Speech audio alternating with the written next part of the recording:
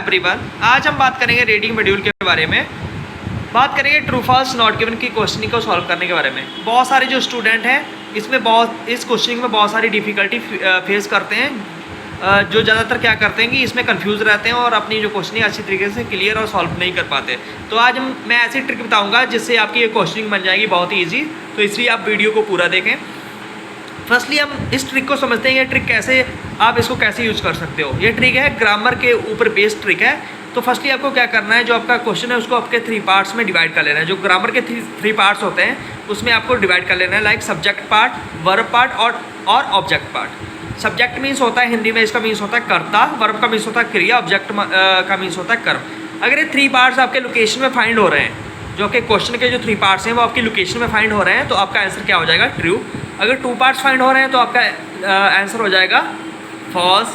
Only 1 part अगर आपका find हो रहा है तो आपका आंसर क्या हो जाएगा, नॉट गिवन। मैनी टाइम क्या होता है कि जो आपका 1 पार्ट होता है वो उसमें गिवन होता है, तो आप मोस्टली यही फील करते हो कि आपका सब्जेक्ट जो एरिया है वो दिया गया है, तो आप आंसर क्या लिख देते हो, ट्रू लिख देते हो, कि जो बेसिकली उसका आंसर क्या होता है, नॉट गिवन। तो यही आपको समझना है कि आपको इसमें कन्फ्यूज़ नहीं होना। तो मैं आपको एक क्वेश्चन ट्रू फॉल्स की क्वेश्चनिंग को सॉल्व करके बताऊँगा कि आप इसको कैसे ईजी वैसे कैसे कंप्लीट कर सकते हो। तो फर्स्टली हम लोग ट्रू फॉल्स को सॉल्व करके देखते हैं। यहाँ पर आप लोग पहला क्वेश्चन देख सकते हो, all living animals can lie. तो हम लोग इसको क्या करते हैं, 3 पार्ट्स में डिवाइड कर लेते हैं। मैनी टाइम क्या होता है, जो क्वेश्चन छोटे होते हैं उसमें 2 पार्ट्स ही दिए होते हैं, 3 पार्ट्स नहीं दिए होते, हम लोग इसको 2 पार्ट्स में डिवाइड कर लेते हैं। यही 2 पार्ट्स अगर हम लोग उसमें फाइंड करेंगे तो हमारा आंसर क्या हो जाएगा, ट्रू। अगर 2 पार्ट्स इसमें अपोजिट दिया गया हो तो हमारा आंसर हो जाएगा फॉल्स। अगर 1 पार्ट दिया गया होगा तो हमारा आंसर हो जाएगा नॉट गिवन। तो all living animals can lie. तो ऑल लिविंग एनिमल्स ये हो गया सब्जेक्ट एरिया। कैन क्या हो गया, हेल्पिंग वर्ब। हेल्पिंग वर्ब बता दूं, जो हेल्पिंग वर्ब होती हैं, कैन हो गया, कुड हो गया, was, is, am, are, was verb, ये क्या होती है, हेल्पिंग वर्ब। इसके बाद में आपकी मेन वर्ब स्टार्ट होगी। तो हम लोगों को हेल्पिंग वर्ब नहीं फाइंड करनी है लोकेशन में, हम लोगों को क्या करना है, अपनी मेन वर्ब ही फाइंड करनी है। All living animals can lie. तो लाई क्या है, हमारी मेन वर्ब। तो ऑल लिविंग एनिमल्स अंडरलाइन कर दो, लाई अंडरलाइन कर दो। इसी को हम लोग लोकेशन में फाइंड करते हैं। तो मैंने इसमें लोकेशन ऑलरेडी फाइंड कर रखी है, तो मैं आपको बता दूं, ऑल लिविंग एनिमल्स का क्या कर दिया इन्होंने, चेंज कर दिया ऑल लिविंग थिंग्स में। और जो लाई था उसको क्या चेंज कर दिया, इसमें इन्होंने सिनोनिम यूज़ कर दिया डिसेप्शंस। डिसेप्शंस मीन्स होता है धोखा देना। Deceptions comes naturally to all living things.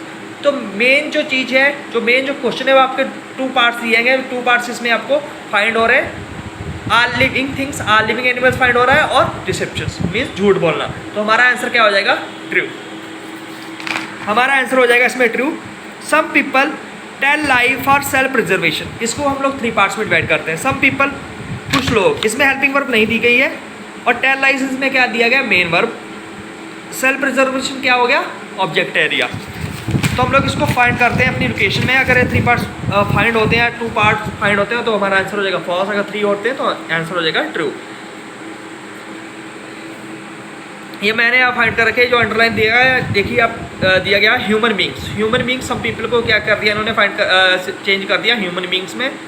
और जो टेल लाइज का क्या कर दिया, रफली 1 untruth. Untruth every 5 minutes. Untruth mean झूठ, सच ना बोलना, झूठ बोलना में, इसका मतलब सच ना बोलना, मतलब उसका अपोजिट झूठ बोलना। Every 5 minutes often deceive for exactly the same reason to save their own skin to or to get something they can't get by other means.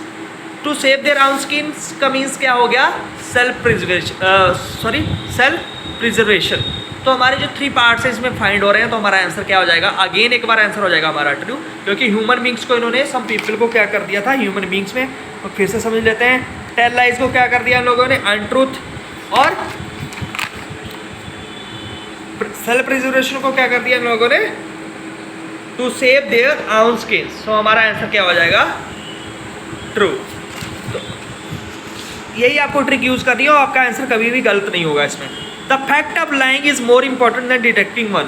The fact of lying ये क्या हो गया, हमारा सब्जेक्ट एरिया। मैंने पहले बता चुका हूँ कि जो हेल्पिंग वर्ब होती है उससे पहले जो एरिया होता है वो सब्जेक्ट होता है, उसके बाद में क्या हो जाएगा, मेन वर्ब आएगी। इसके बाद में मोर हो गया आपका main verb. Important than detecting one, ये हमारा क्या हो गया, पूरा जो पार्ट हो गया वो हमारा हो गया ऑब्जेक्ट। तो मोर हो गया हमारा मेन वर्ब। तो हम लोगों को इसको लोकेशन में फाइंड करना है।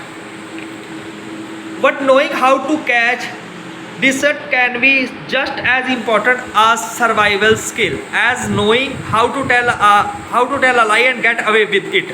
तो इन्होंने बात क्या की थी, the fact of lying is more important than detecting one. तो इन्होंने क्या कह दिया, but knowing how to catch deceit can be just, deceit माने होता है झूठ बोलना, मीन्स धोखा देना, जस्ट एज इम्पॉर्टेंट. इन्होंने क्या कह उसमें कहा था मोर इम्पॉर्टेंट, इन्होंने क्या कह दिया जस्ट इम्पॉर्टेंट. तो हमारा जो मेन जो हमारे टू पार्ट्स है इसमें मिल रहे हैं, कौन सा जो पार्ट है हम लोगों को फाइंड हो रहा है, फर्स्टली झूठ बोलना हमारा फाइंड हो रहा है, और सेकेंड जो पार्ट है हमारा डिटेक्टिंग वन, जो डिटेक्टिंग वन है वो हमारा फाइंड हो रहा है part, how to tell a lie and get away with it. तो हमारे टू पार्ट्स इसमें फाइंड हो रहे हैं और वन पार्ट इसमें फाइंड नहीं हो रहे, मोर फाइंड नहीं हो रहा. तो हमारा आंसर क्या हो जाएगा, मोर की रिप्लेस पर इन्होंने जस्ट लिख दिया, तो हमारा आंसर हो जाएगा फॉल्स. तो यहाँ पर हमारा आंसर फॉल्स हो जाएगा.